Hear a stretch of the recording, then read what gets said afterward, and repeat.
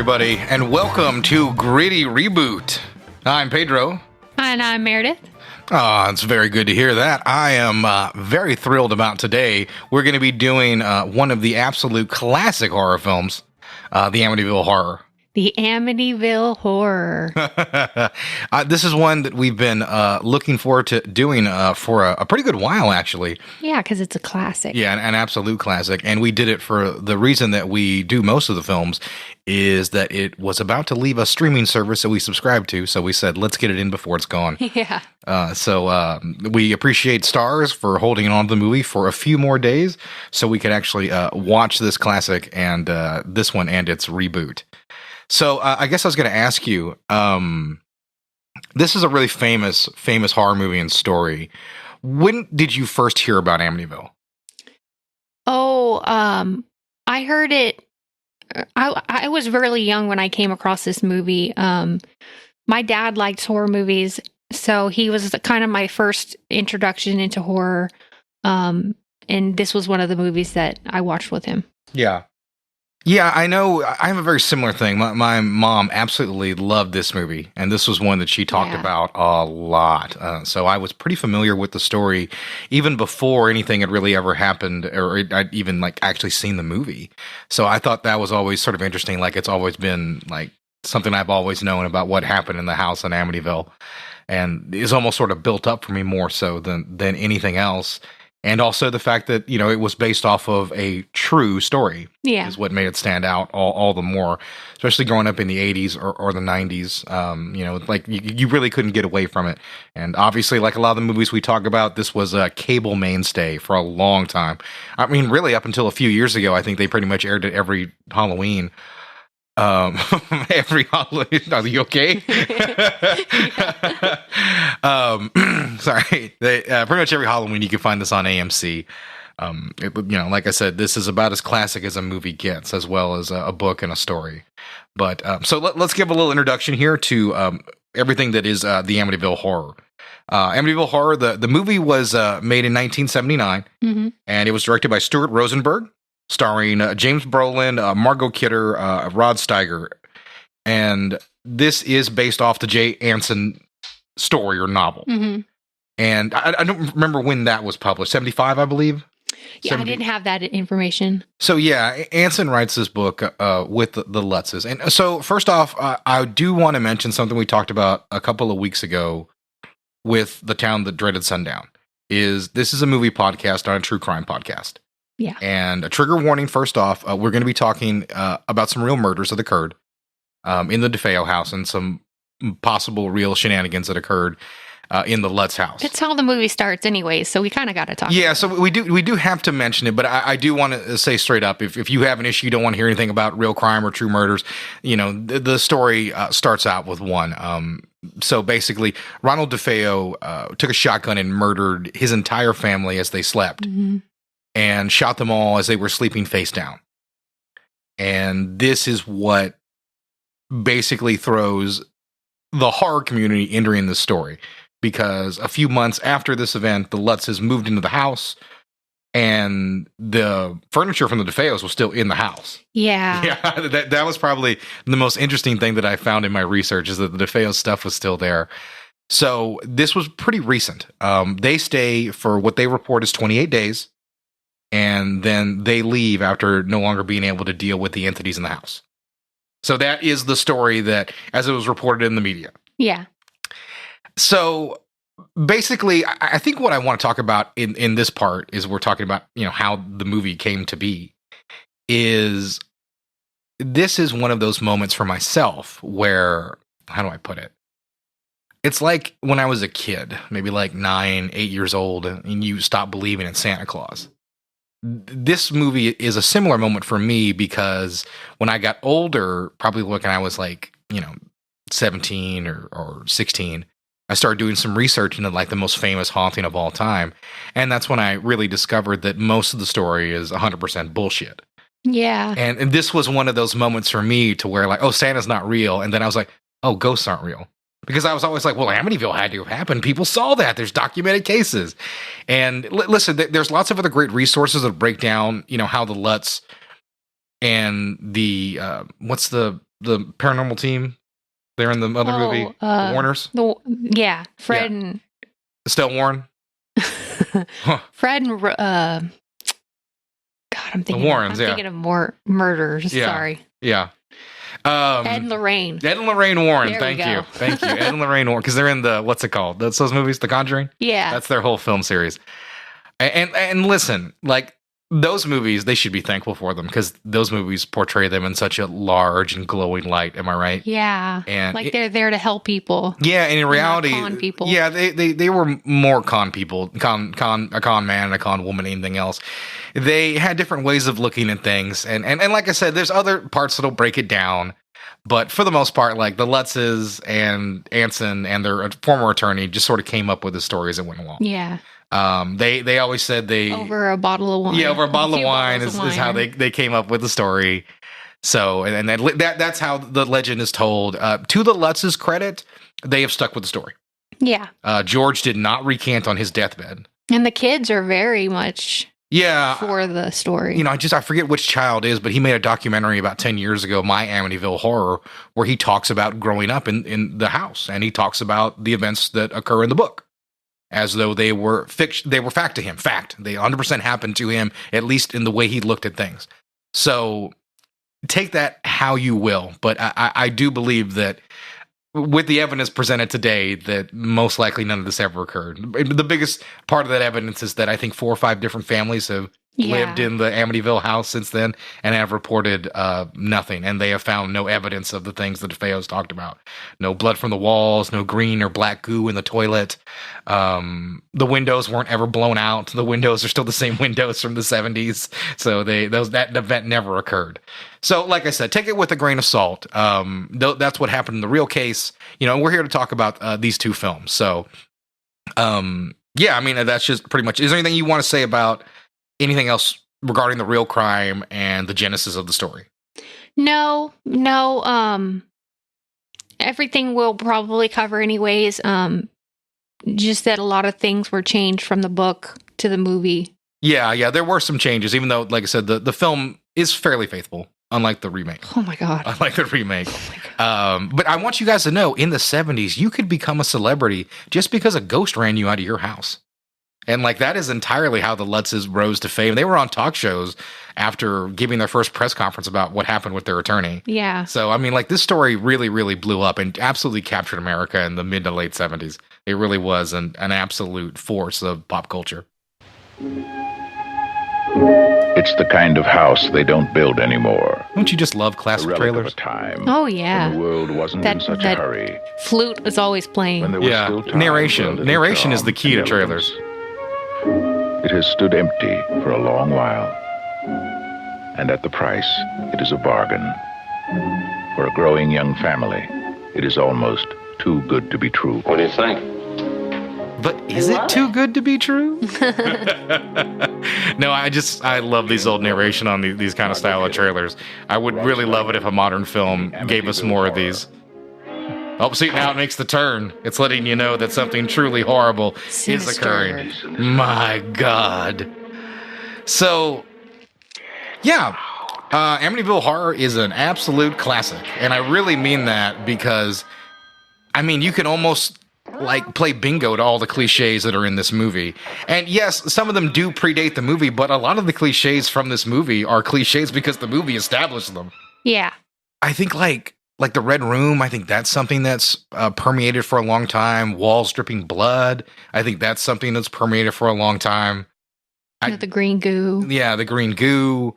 The father going insane or losing his mind. Even though in the original story, the mother has some issues too, like slapping her kids that she had never done before.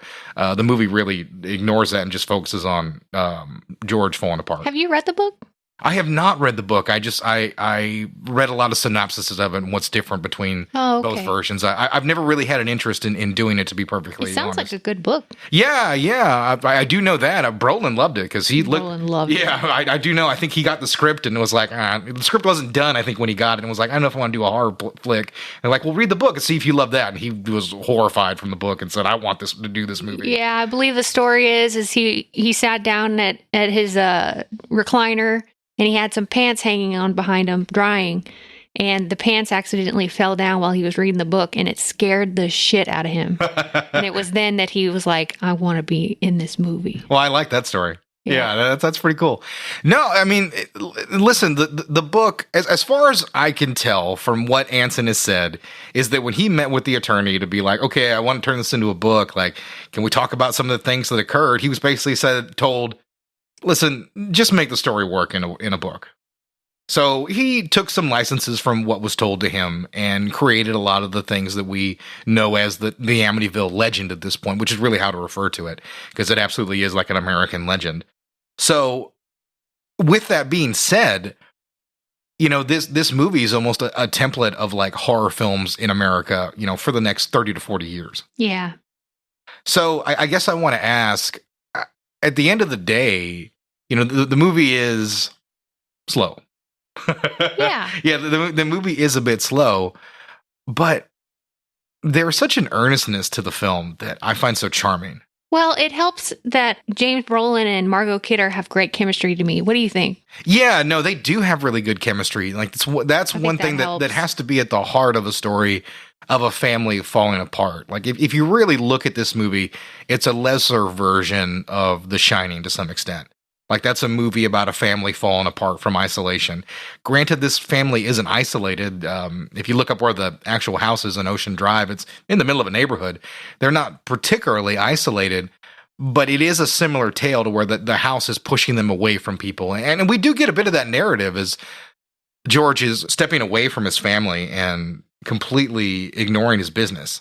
That's one thing that I think separates it from any other horror film or any haunted house picture at the time, which is the effect on the father. Like he's almost sort of possessed. Yeah. We get one of the most famous scenes in this movie, and that's the one with the flies. Yeah. The priest comes to bless the house, and it's early on in this movie. Very early on, yeah. And he has the flies. And I have a great bit of fact about that. Cinematographer Fred J. Cohenkamp was scared of insects, so he really struggled filming the fly scene. He would look away or close his eyes and hope for a good shot. He lost about 30 pounds because he would lose his appetite at the very sight of them. Yeah, I can imagine that's a pretty challenging scene to shoot because nobody really likes flies, but nobody's really stuck in a room with like 30 of them. Yeah. There were hundreds of them like he was. They put a bunch of honey on his face. So they would be attracted to him. They would want to stick on there. And they almost crawl in his nose and stuff. They really do. I mean, there's no CG there. That's really all over him, and it's a pretty startling effect, to be honest. I like the way it looks. I really do. Yeah, it's good. But I think the scene is so built up in pop culture, in parody, quite a bit, even from the scary movie films to some of the Mel Brooks work. And I think the first time I actually watched the movie as a kid, I was a bit disappointed by the scene that it wasn't a little more graphic or intense, because I think I'd built it up in my mind. I don't know if you ever had that where someone tells you about a movie and that's not the same. Oh, yeah. It's not the same today because you can just find a movie. Yeah. You can just order it and, you just have it. It's very easy to find a movie streaming or to be able to just YouTube up a clip.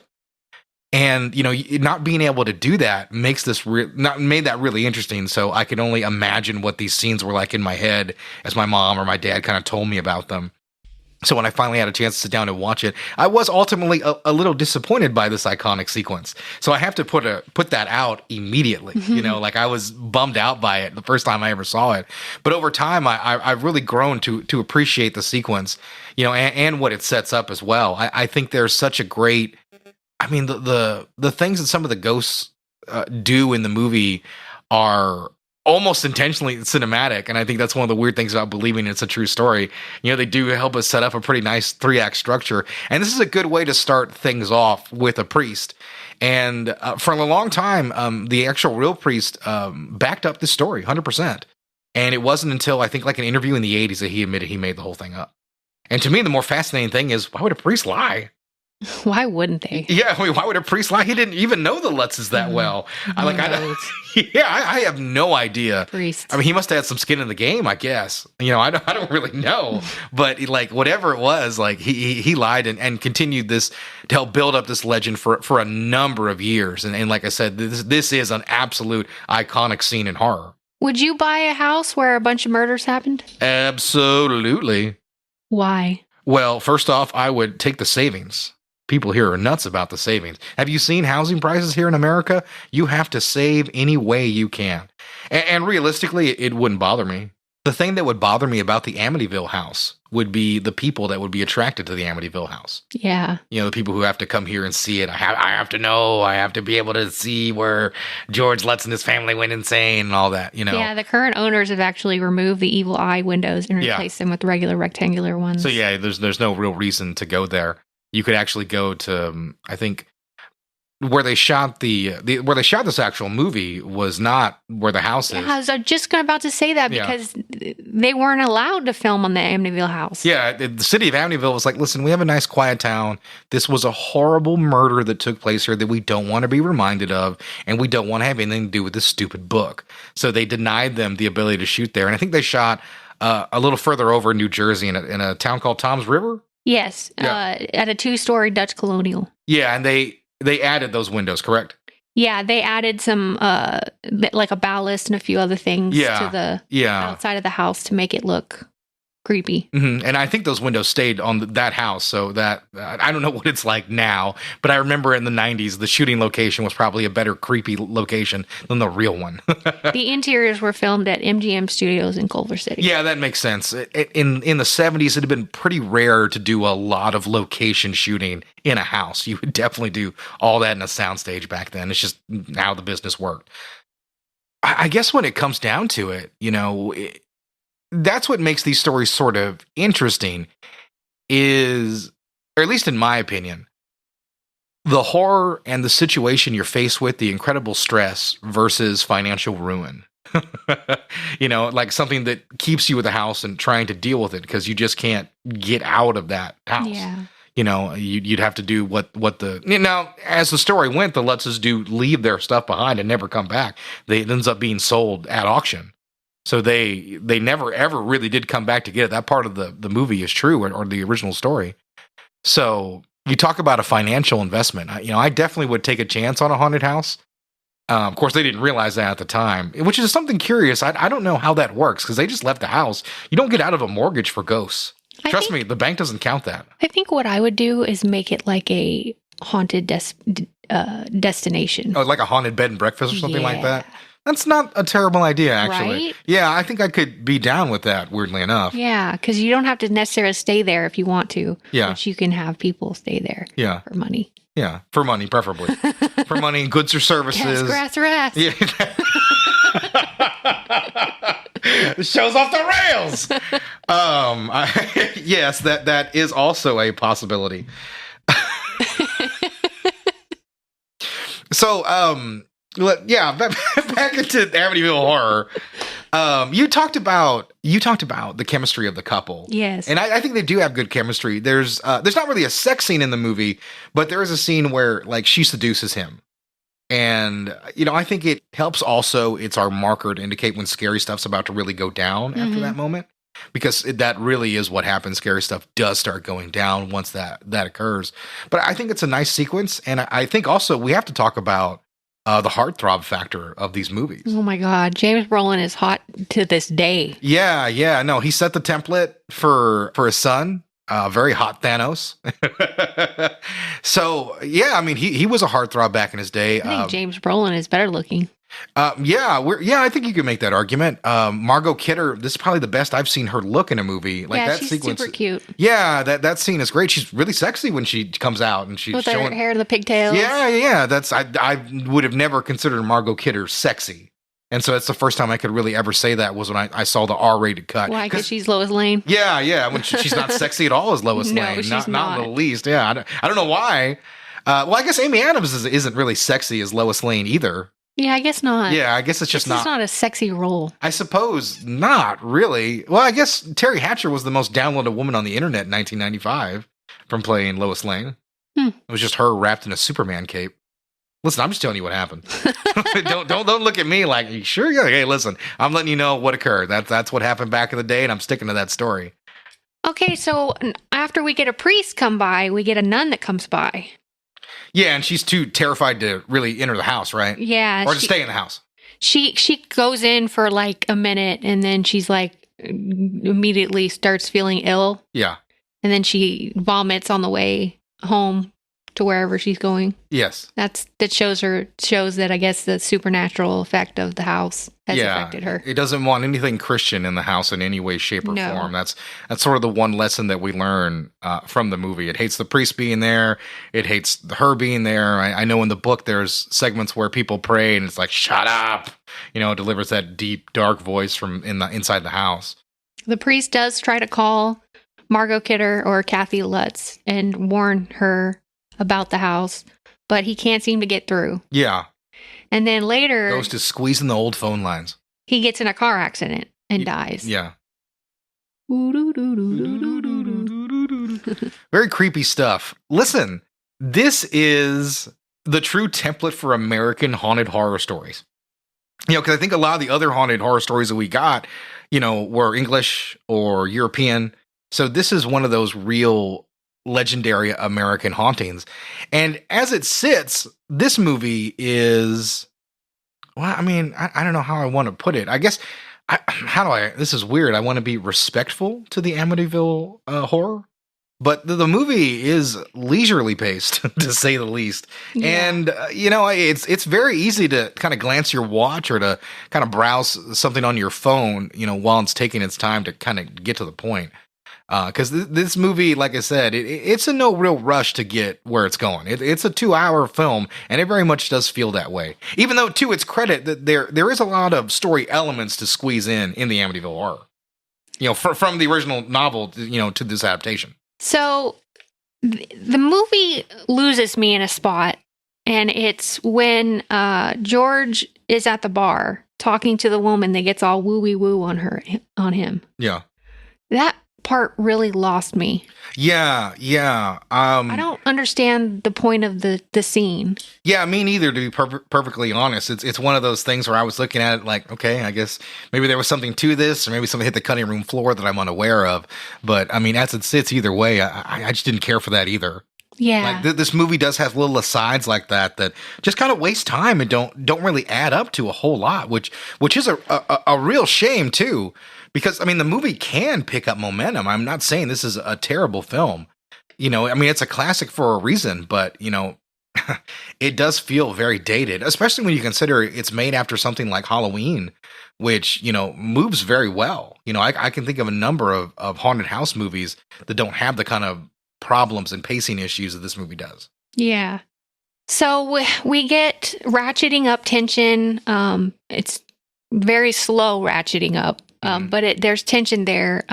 You get George Lutz acting a little violent at times, maybe saying some things that he shouldn't say, and he actually hits Kathy at some point. Yeah. What do you think of the storyline with the cop in the backyard doing his investigation? Well, I mean, it doesn't really add to a lot. It's just another thing. It's another one of those things just kind of there. And if I recall, I know one of the skeptic points about the whole story is that the Lutzes in no way, shape, or form ever contacted the police. Yeah. Ever. I don't know why they would. Yeah, I mean, well, people always say that, and I thought the same thing too. I was like, well, they'd call the cops, they're not calling it Ghostbusters. Like, I don't know what what are the cops going to do, right? Yeah, they're probably just going to laugh at them. Yeah, you dialed up 911 and be like, yeah, I heard a ghostly marching band in my living room this morning. Do you think you can send somebody over? I mean, that's not really something they're even going to cater with or take care of. Yeah. So, I mean, it is one of those things. It's just one of those sequences where this movie is slowing down its pacing and taking its time too much. There is a bearded man seen peering in the bedroom in the cellar. That was actually James Brolin's brother. Oh, was it? Yeah. Oh, okay. They wanted a strong resemblance, so they went with his brother. Yeah, because I guess one of the things the movie does try to do, and the book does as well, is that George isn't showering, isn't shaving, and he was apparently religious about it, even though I've seen tons of pictures of him with a beard. But I digress. So eventually he begins to resemble DeFeo. Yeah. And this is an element from the original, from the novel as well. He went to a bar and someone's like, "My God, you look just like him." And the scene of which they adapt this is pretty cheesy. Yeah, pretty cheesy.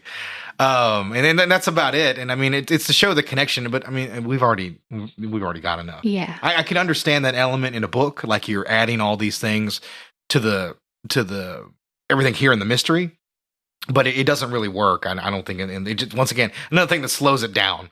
Because I was looking at it, this film could easily be like 15 minutes shorter. Yeah. Easily. So, like I said before, George is acting funny. The house starts to bleed. And then this is the end of the movie where they escape in the middle of the night. But George goes back for the dog because the kid's crying about the dog. Yeah. So he goes back for the dog. He falls in some black goo. And then the dog starts attacking him. Once everything goes down, this whole scene is pretty cool.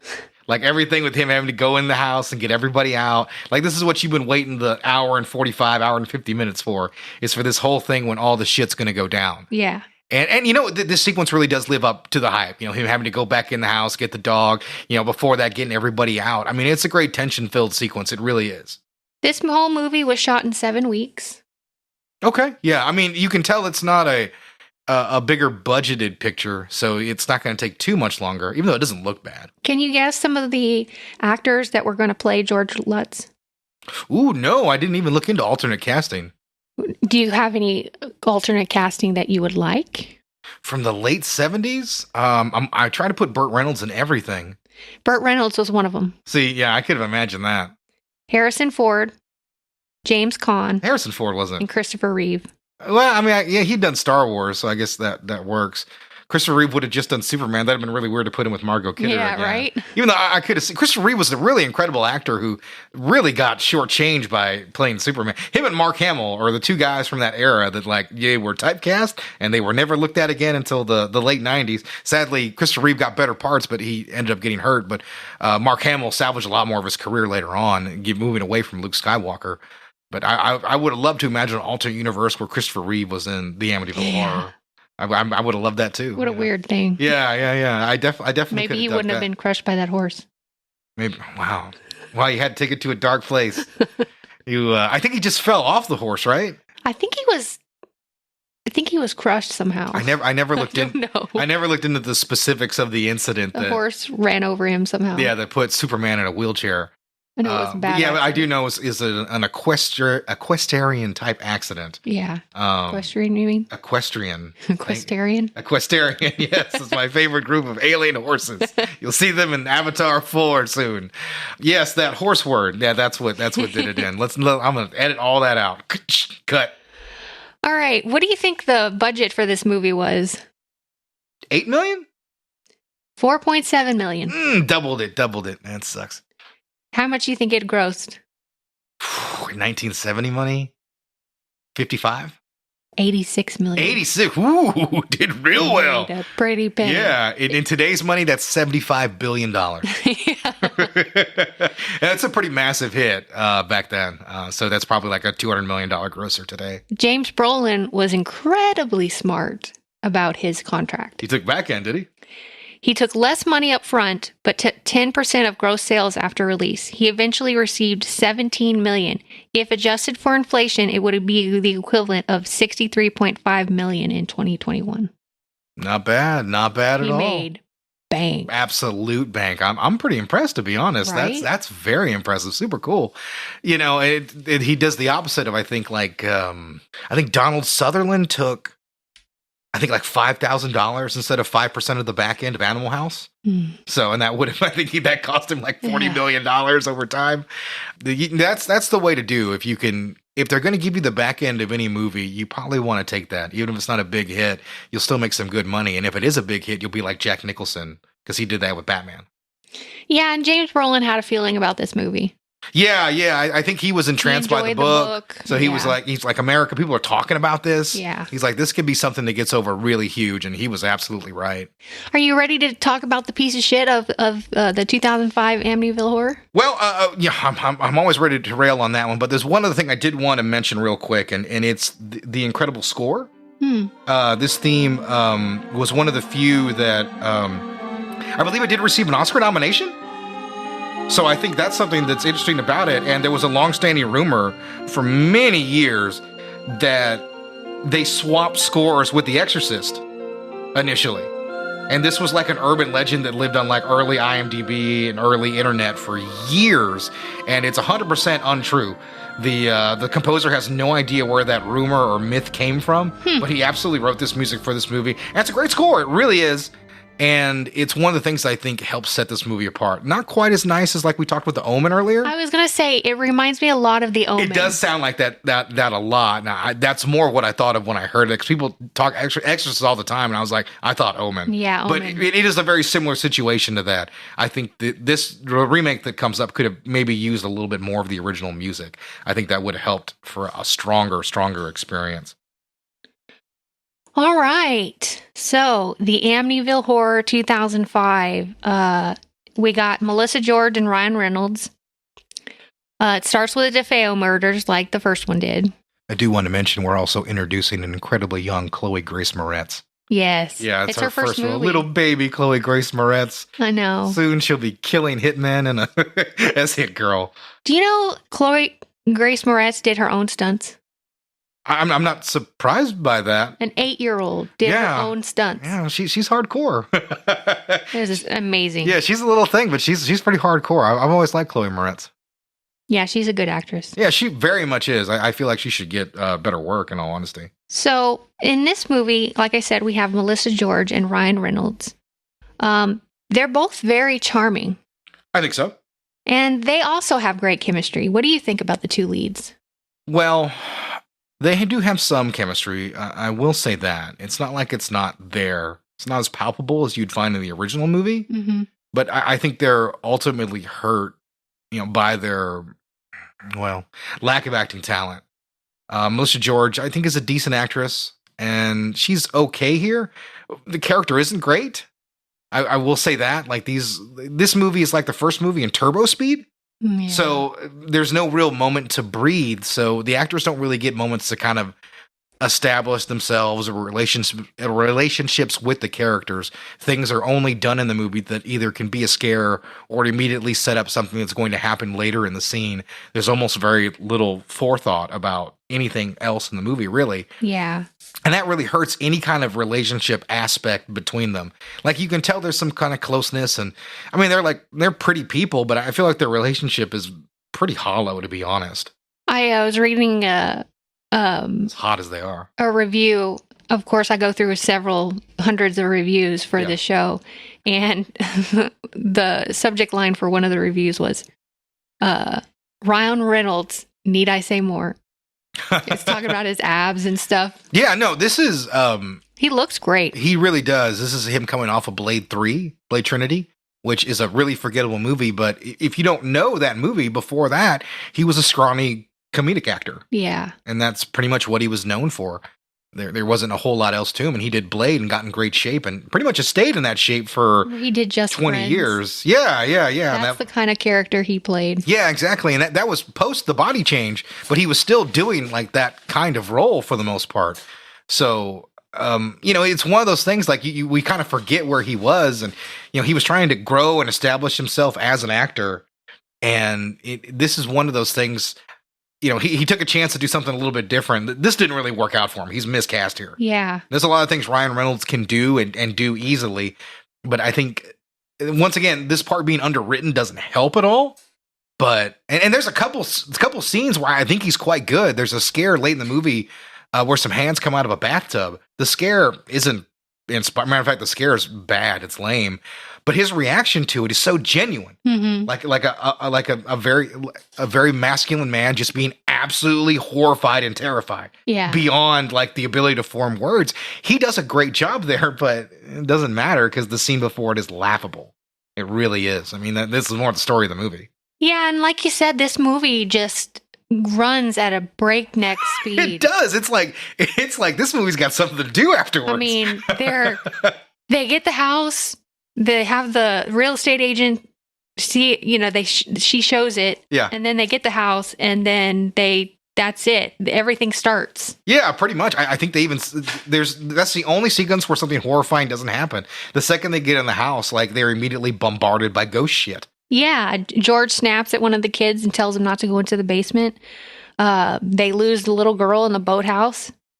And what's weird about the little girl being lost in the boathouse is why didn't they put a lock on it to begin with? Yeah, well, he has a chance to do it, and he just doesn't. And it's like, okay, sure, whatever, man. Yeah. You know? Yeah, because I think that's one of the things that occurs in the novel is that he does lock those doors, and you can see the doors are destroyed the next day. They're just thrown off the hinges. What do you think about all the ghost antics?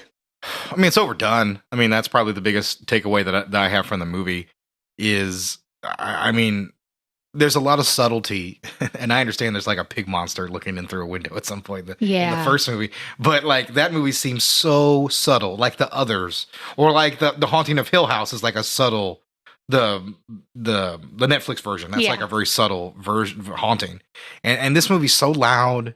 And every scare is just in your face. And so cliche. And I mean, it's just jump scare city. Like, listen, people give The Conjuring a lot of shit, but you watch those movies, James Wan takes a lot of time to set up a scare, to get you looking left and have a spirit pop out of the right. That's his whole directing style, what he's trying to get you to do.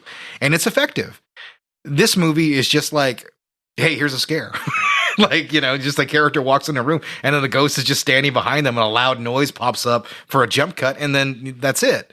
You know, there's almost no buildup. It's like the director was trying to play 2005 horror cliche bingo, like just trying to rack up as many things as he could to fit in this movie.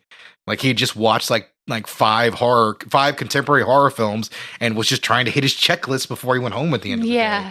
And this director, whose name escapes me right now, Andrew Douglas, he never directed a feature film again. Nope, only music videos and documentary. He did some TV work. I think there's a few notable TV shows on his resume, but the point is this guy wasn't ready to do a movie, and this budget was fairly modest, I do think. I was under $20 million.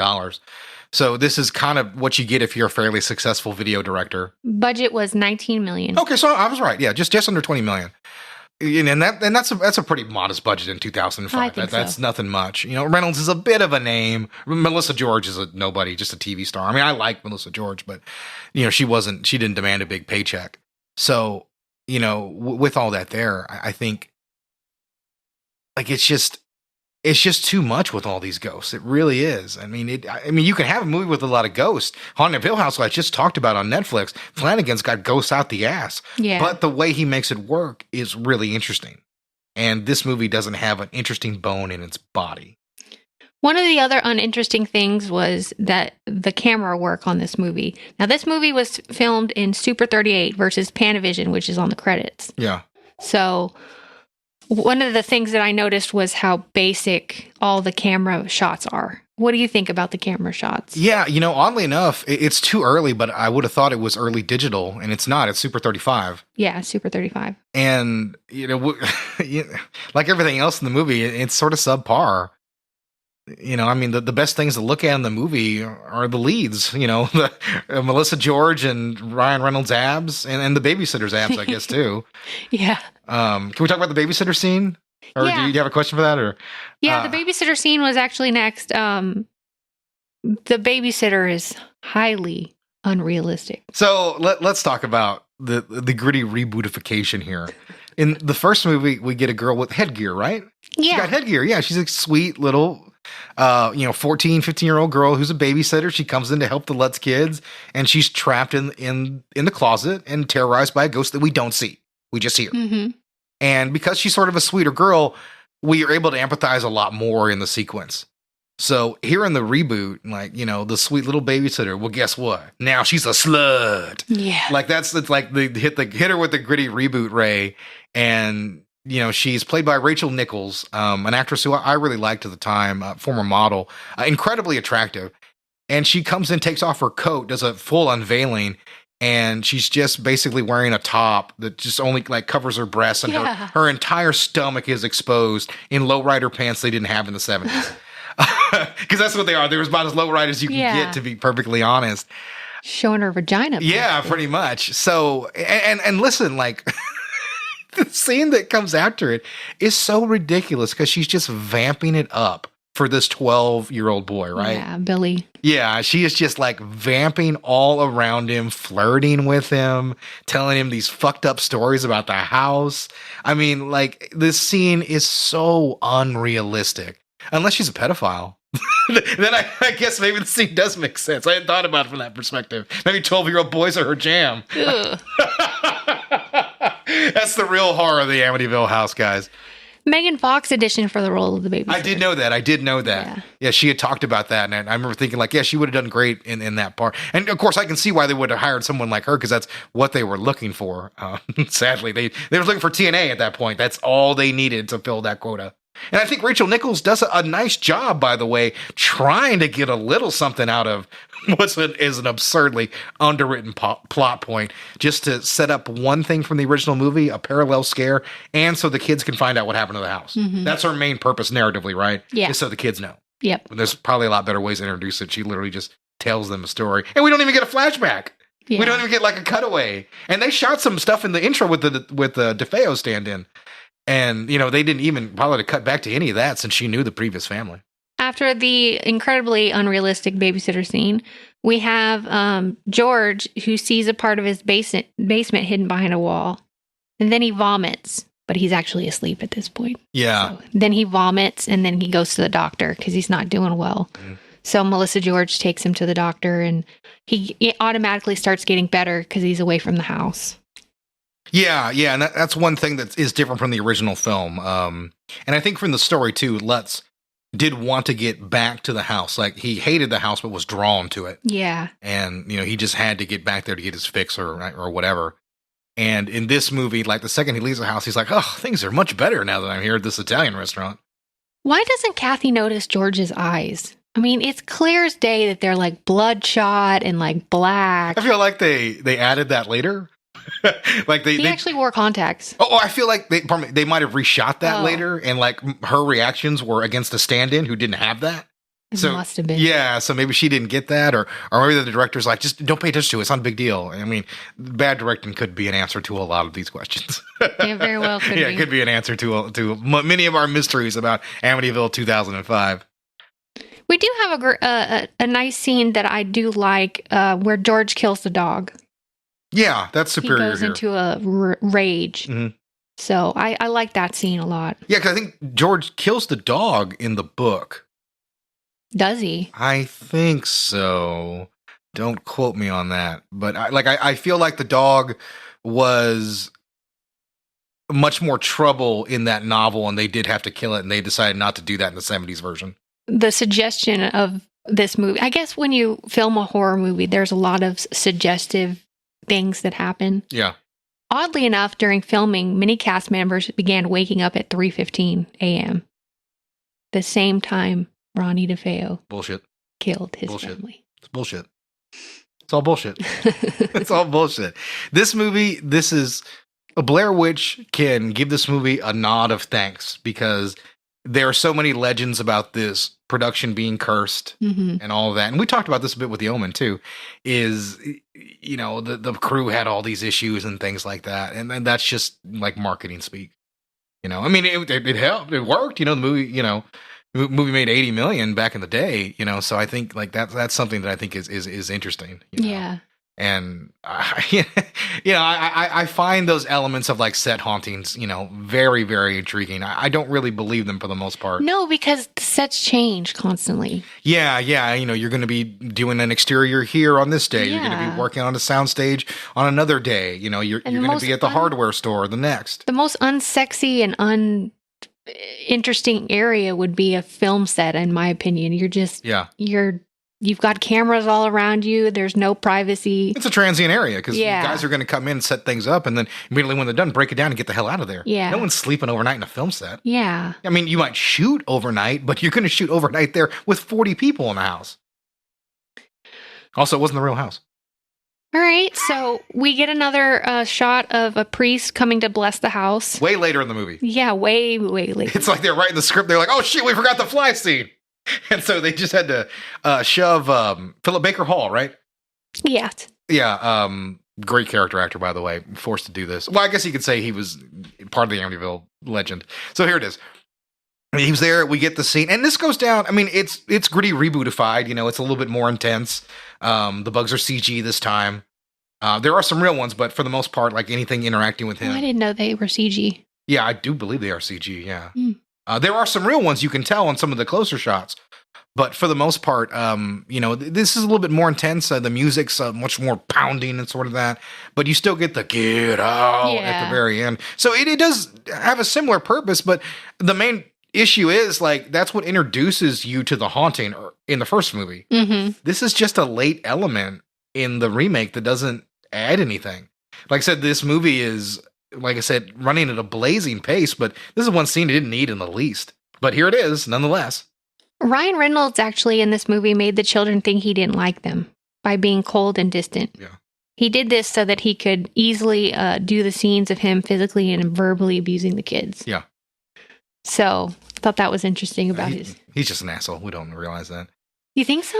No, I mean, He seems like such a cool guy. Wouldn't that be a great scam? Everybody thinks he's a cool dude. He's just a huge fucking. I would dick. be devastated. Like Benjamin Pratt.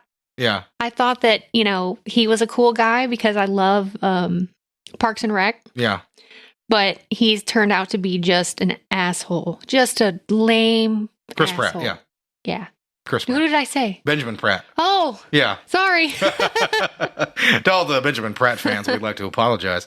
No, it's Chris Pratt. It's Chris Pratt. Benjamin Pratt's fine. Yeah, yeah. No, you talk about a guy who Chris Pratt has got to be the person who was adored by everyone, and now he's just despised by most people. Yeah. I can't think of anyone who's made that transition as quickly as he has. Listen, the original film, nobody gives us an explanation of what occurred.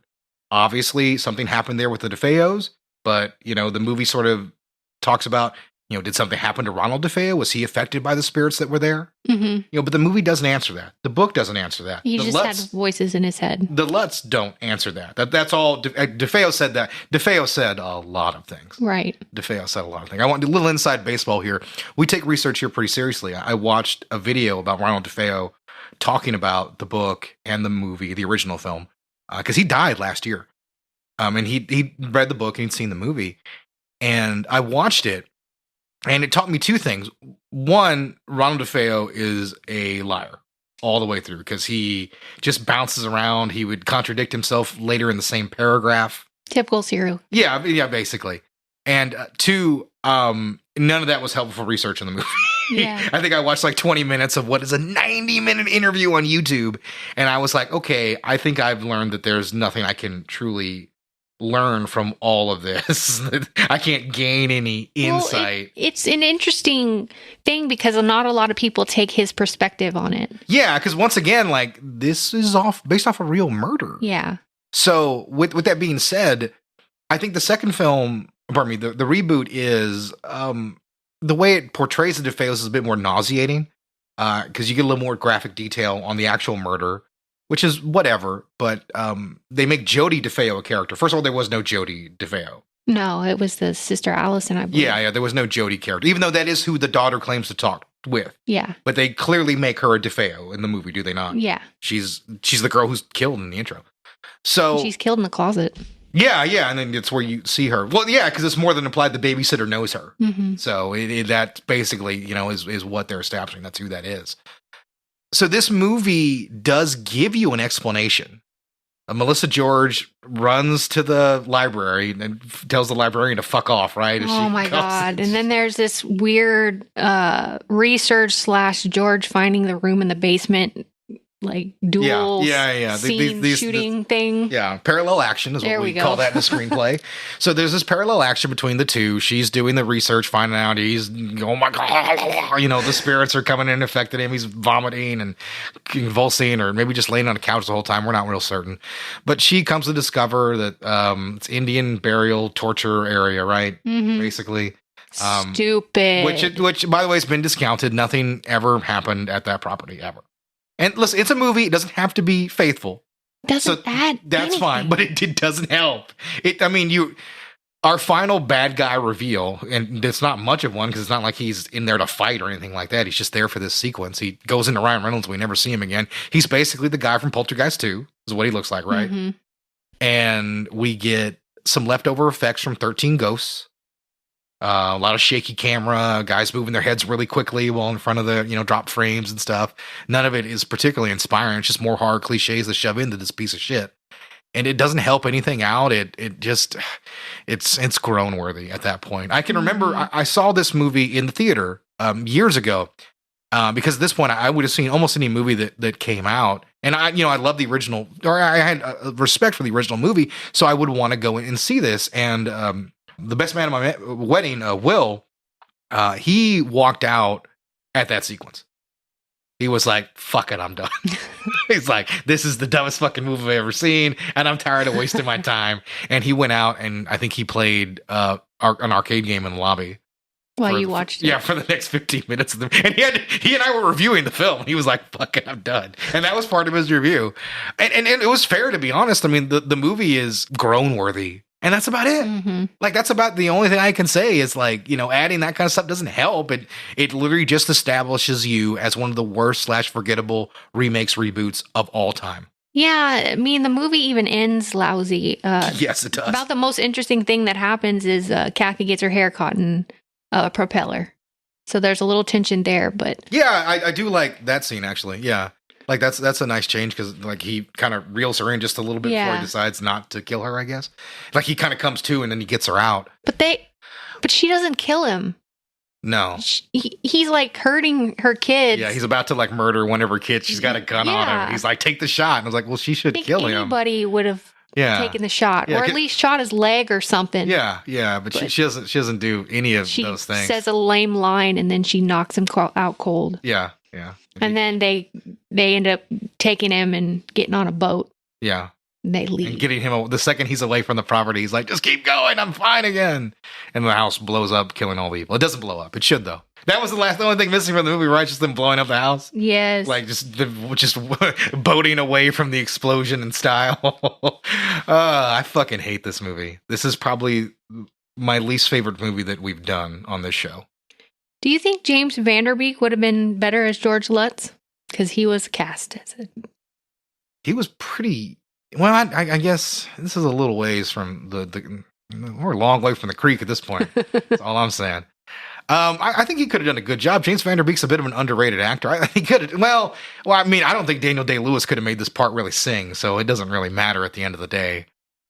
The last thing I want to mention is some creepy news. Just before shooting began, the body of a fisherman who had been murdered washed up at the bank of the river near the house, the main house. Really? Yeah. Actually happened. That's pretty interesting. Yeah. Yeah. So I do know filming aspect of the movie. This is another house that they made look like it. This one was shot somewhere around the Chicago area, and they added the eyes to the house, and that has remained a part of the house since this movie has been shot. And they pass it off as the house they shot the original Amityville at, actually, is how they've tried to sell it and let people tour it. I don't know if it still stands to this day because that fact is from like 2015, 2016. So lots of things could happen. Housing market's crazy, guys. Yeah. But nobody would want to visit that house. So I think it could be kind of an interesting thing to make you want to take a look at it since there's no history there and a forgettable remake was shot there. Mm-hmm. But, it is what it is. Okay, so now we are on to the review part of this podcast. Amityville 1979 got a 4.2 user review, 6.1 on IMDb, and a 32% on Rotten Tomatoes. And then I have a 1-star review here. The Amityville Horror has all the ingredients for a good movie of its type. Solid actors, a respected director, a creepy story, but somehow it utterly fails to gel. Individual scenes simply die on their feet, and they never successfully work together to build suspense. It's dull. The main problem is that our protagonists, competently played by Margot Kidder and James Brolin, are underdeveloped characters. We see them in stereotypical happy mode for only few scenes, before the haunted house aspects take over and overshadow all else. One especially thin plot strand suggests that Kidder and local priest, overplayed by the usually great Rod Steiger, are good friends. This claim is somewhat undermined by the reality that they're never seen or screened together. In fact, Steiger seems to inhabit his own little side movie, complete with long, pointless arguments about theology with Murray Hamilton, who was at the point clearly typecast as an obstructive twit. See also Jaws. Oh, yeah, that's right, yeah. This sad little package is rounded out by some of the very worst special effects I've seen in a movie. The Phantom Pig proving the most risible of all. Yeah. It's too bad, really, as I'm usually a fan of intelligent, slow-paced horror. This movie got to the slow pacing down, but it somehow lacks the brains department. I wonder if the remake is better. Well, I'm here to tell you that it's not. Yeah. Well, oddly enough, I like that review. I do. I think he made some very nice points, because I feel if I didn't have nostalgia fueling my opinion in this movie, I think I'd be a little more harsh about some of the aspects of the original movie, to be perfectly honest. Like I said, I grew up, with the movie, so there is a lot that I love on it and can lean on that nostalgia. But he makes really nice points, to be honest. There are a lot of clunky actions in that film. And once again, it's a very 70s movie, and that has downsides. So, a lot of it hasn't aged particularly well, especially the effects. What about you? Do you have maybe somebody that you would like to talk about? Oh, do I now? As you might imagine, it's a classic film, so Roger Ebert reviewed it. Sadly, he did not review the remake, so I guess he got to avoid that one. But he did review this movie, and spoiler, he gave it a 1.5 stars. He was not enamored with the Amityville Horror. Roger Ebert said, "Bad guys are great. There's nothing quite like a malevolent presence that wishes evil on everyone in a town. A guy with a sneer and a mustache and an upset stomach. A guy totally unlike the evil entity in the Amityville Horror. The horror in this movie, alas, isn't a bad guy at all. Doesn't have a shape or a face or a personality. May not even be a guy. Is a presence that causes the worst sorts of things to happen. Who upsets the dog and causes the doors to bang open and makes the house too cold all the time.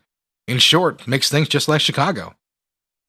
This presence persecutes a family played by James Brolin and Margot Kidder and a bunch of kids who have to scream and quake on a regular basis for 28 days in the book and for 21 days if I counted correctly in the movie. They play a couple named George and Kathy Lutz, whose experiences inspired a best-selling book named, of course, The Amityville Horror, who moved out of their house and left their furniture behind and moved to San Diego, fulfilling all of our dreams. Is the story based on fact? I have no way of knowing. I've met George Lutz. I had a couple of beers with him in the Los Angeles airport, and he seemed to be a likable and totally believable person. He told me soberly and earnestly of all the terrible things that happened to him and his family in that haunted house on Ocean Boulevard on Long Island. Was he telling the truth? Did green slime really squirt from the keyholes? Did a red-eyed pig really glare through the windows? Did a ghostly marching band really parade through the living room? Maybe so. We've all made bad real estate investments. But the question isn't so much whether those terrible things really happened, as whether, please forgive me for my lack of reverence, whether they've been made into an entertaining movie. Sadly, they have not. They've been made into a dreary, terminally depressing series of glum things that happen to the residents of the Ocean Boulevard house. Nobody who has had to live under a roof and amidst 4 walls and pay the rent could possibly find such things amusing. The stairs collapse. There are thousands of flies in the sewing room. There's a pig with glowing red eyes staring in through the windows. The problem with these folks is that they've moved to Long Island. There are lots of neighborhoods in Chicago in which that would make it a good investment. But am I growing facetious? Not really. In order to be a horror movie needs real horror. The creature in Alien was truly gruesome. The case of the possession in The Exorcist was profoundly frightening.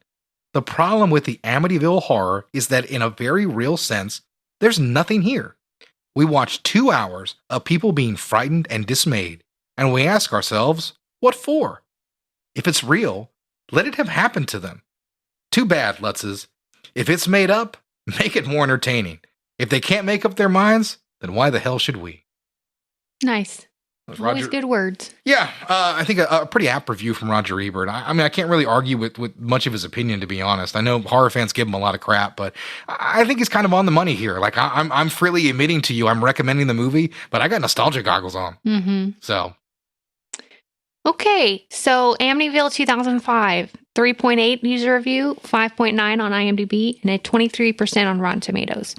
So the movie got much lower reviews than the original, which is what we expect. Yeah. It was not well reviewed at the time. Poor casting, e.g. the mother looks about 20 but has already apparently given birth to 3 kids, means that I cannot take anyone seriously in this film. The shocks and scares are so well telegraphed that even a deaf, dumb, and blind person would know they were coming. This film is a mishmash of bog-standard haunted house cliches, creaks, doors opening and closing by themselves, ghostly voices, and relies heavily on the staccato editing and fast cuts to bring a sense of urgency to the story. It feels rushed and raw, and that storyline is barely coherent amongst the mess. Effects are okay, but then nowadays most are, so no points gained there. The film claims to be based on a true story, but having read the original book by Jay Anson, I can confirm that only the names of the characters in a solitary event with the priest bear any resemblance to the book. The actual story behind the Lutz's disappearance from the property has been finally shown to be pure invention and fiction too, so what we have is a shoddy film that is based on lies.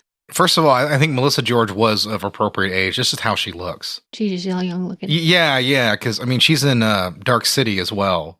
And that's like in, 96? Mm-hmm. So that was 9 years early. She has a nude scene in that. So she had to have been at least 20 when she did that movie. Wow. So, yeah, no, it's just how Melissa George looks. I think she would do Teresa's a couple years later and she'd wear pretty much a bikini for the entire film. Just looks fantastic. That's just Melissa George. Same thing, Ryan Reynolds still looks like he's like 30. And he's 74 years old. God. Actually. Yeah. So, I mean, it is what it is. It's a terrible film. It like I said, this is the least favorite. This is the worst movie I think we've covered. It's not gritty. I mean, it tries to be gritty, but it's not, which is not worse. Gritty. Yeah, it's worse. Lazy. It's just not good. Yeah, it ends up just kind of being something that happened as opposed to like a real movie. It's just, you can talk about, hey, there was an Amityville remake. Want to watch it? No. And that's what should be your answer. Like I said, watch the original film for its history, everything that it laid upon the horror genre and pop culture within the late 70s and early 80s. Yeah. And just ignore this. If you haven't seen Amityville Horror, I would recommend it. Go out and watch it. It's very important to cinema. Yeah, as a horror fan, you're definitely going to need to check it out and just skip this remake at all costs. There's way better Ryan Reynolds films to check out and a lot better haunting films. Go check out Haunting of Hill House on Netflix. Yeah. Really, there's way better stuff to check out. So ignore this film, and like I said, that's it. And if you think we should be condemned to a haunted house, you can let us know that by emailing us at grittyrebootcast@gmail.com or hitting us up at grittyreboot at Instagram and TikTok. We're on both places, and we respond to pretty much any message we get. Yep. Because we're horribly unpopular. That's okay. Anyway, we're getting more fans every day. We appreciate you guys, and I hope you guys still love the show. We're doing good, and we hope you guys enjoy these flicks. All right, guys. See you later. See ya.